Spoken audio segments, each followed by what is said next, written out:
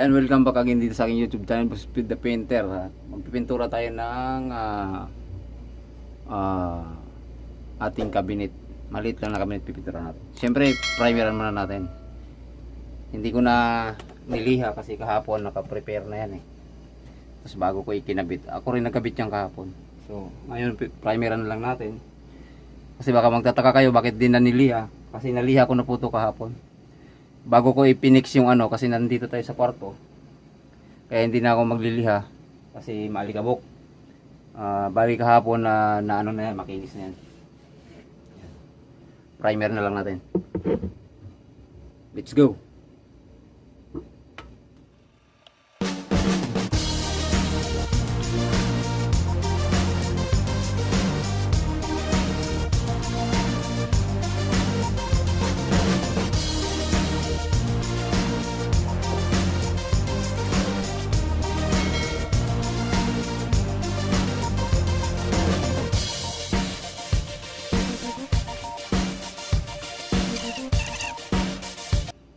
Yan, tapos na natin na primeran. So ngayon magpipintura naman tayo ng yellow green. Yan. Ano ba yan?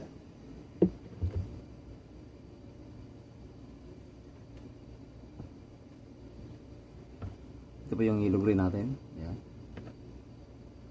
Saka babrasin na lang natin kasi para maganda yung ano niya. Brush na lang.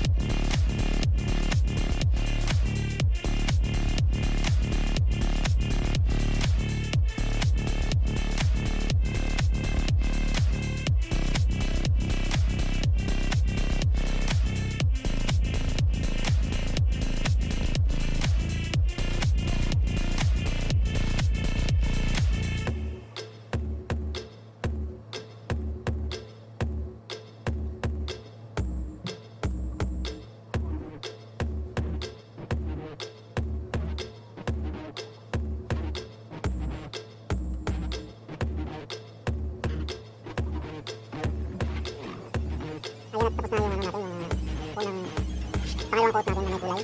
Dudugin natin mamaya yung may kulay natin kasi kaya bintas ko lang yung kasi masilid yung kwarto ko na maliit para wala na sa pinay para may wasan yung kaya kaya na natin nakapagod ng konti patayin natin at dudugin natin yung ano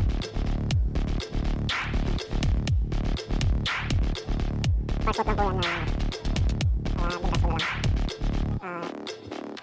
Ayan, welcome back again dito sa aking YouTube channel sa Speed the Painter. Ayan, tapos na po yung ating ginawa kaninang cabinet.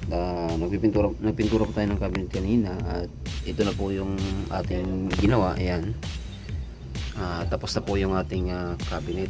So ayan po yung pinaka finish nya. Pinatay ko na yung ilaw kasi nagre-reflect yung ano nya, yung liwanag, nag-green siya ng gusto. Kaya ayan po, may mga nakalagay na po yan dyan at ayan. Kaya nagtataka po kayo kung bakit yellow green yung pintura natin para parehas sa wool. Ayan. Pati po yung mask natin yellow green. Yan, may ilaw tayo dyan sa baba. Maraming salamat sa inyong panonood mga boss. At ingat po kayo lagi. At syempre sa ating trabaho.